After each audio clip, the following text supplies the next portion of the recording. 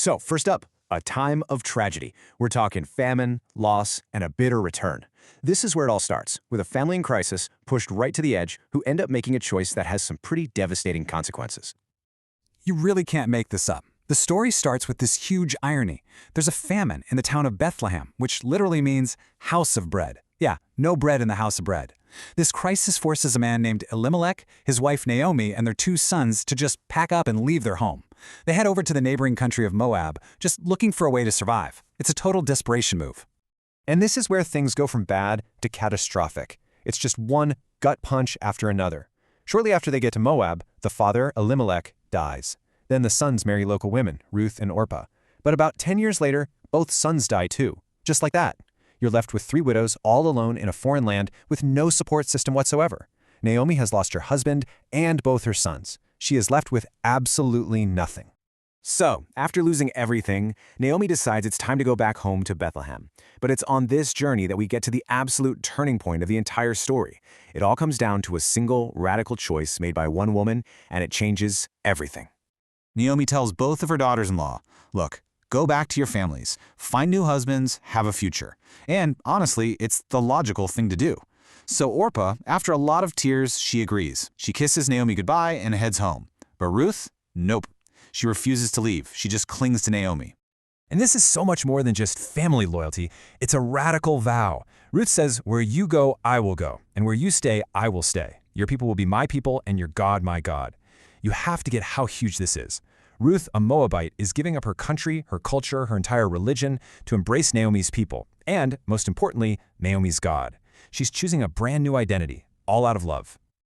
So when these 2 widows finally get back to Bethlehem, they have nothing. They're destitute. But Ruth's incredible loyalty starts a chain of events that, well, it looks like a coincidence, but it might just be something much, much bigger. To get food, Ruth does what the poorest of the poor were allowed to do back then. She follows the harvesters, gathering any grain they left behind.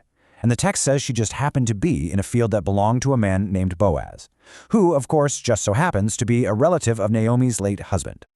And that's the question, isn't it? Coincidence or providence? Of all the fields in Bethlehem, she wanders into this one. Was it just a lucky break, or was there a divine hand quietly guiding her steps? Now this Boaz guy, he's a man of real character. He's wealthy and well-respected. And he immediately notices Ruth, this foreign woman working so hard in his field. When he hears her story, how she gave up everything to care for Naomi, he's completely moved. He offers her protection, makes sure she has extra food and water, and he blesses her. So when Ruth gets home and tells Naomi everything that happened, it's like a light bulb goes off for Naomi. You can feel her bitterness start to fade, and this little spark of hope appears. She recognizes the name. Boaz isn't just some random relative. He's what's called a kinsman redeemer. Okay, so this term is the key to the whole story. A kinsman redeemer was basically a family safety net in ancient Israel. This male relative had the responsibility to step in and rescue a family in trouble. That meant buying back their land if they lost it, and, this is the crucial part, marrying a widow to carry on the family name. For Naomi and Ruth, Boaz represents a potential lifeline. This realization changes everything, and it sets the final act into motion. With this new glimmer of hope, Naomi comes up with a plan for Ruth to formally ask for that redemption. So, following Naomi's instructions, Ruth does something incredibly bold. She goes to Boaz at night at the threshing floor. And in this gesture of humility, she asks him to spread the corner of his garment over her, which was a symbolic, legal way of asking him to step up and be her kinsman redeemer. Boaz is honored, but he's a man of integrity. He insists on doing things the right way. Turns out, there's another relative who's actually closer in line than he is. So the next day, Boaz goes to the city gate, the official place for legal matters, and he presents the case. The other relative is interested in the land, until Boaz mentions that the deal includes marrying Ruth. The guy immediately backs out. So Boaz steps in and, legally, publicly, redeems the land and takes Ruth as his wife.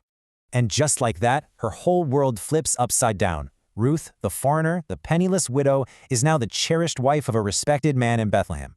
She's been fully redeemed, brought from the absolute margins right into the heart of the community. And it gets even better. Soon, Ruth gives birth to a son, Obed. The town celebrates with Naomi, whose bitterness has completely turned to joy. The family line that was about to be wiped out is now restored. But the story doesn't end there, and this is the part that is just stunning. Their son, Obed, he grows up and has a son named Jesse. And Jesse becomes the father of David. Yeah, King David, Israel's greatest king. This small, quiet story of love and faithfulness in some forgotten town just became a critical piece of Israel's national story. And it gets even bigger. Ruth, the woman from Moab, the outsider, is now grafted directly into the family line that Christians believe leads all the way to the Messiah. It's this beautiful, powerful picture of how God's plan of redemption is for everyone, no matter who you are or where you come from. And that kind of leaves us with this final thought, doesn't it? The story of Ruth shows how these seemingly small, everyday choices, a vow of loyalty, an act of kindness to a stranger, a business deal done with integrity, can become these threads woven into a massive, beautiful, historical tapestry. It just makes you wonder, what bigger story might our own small acts of faithfulness be a part of?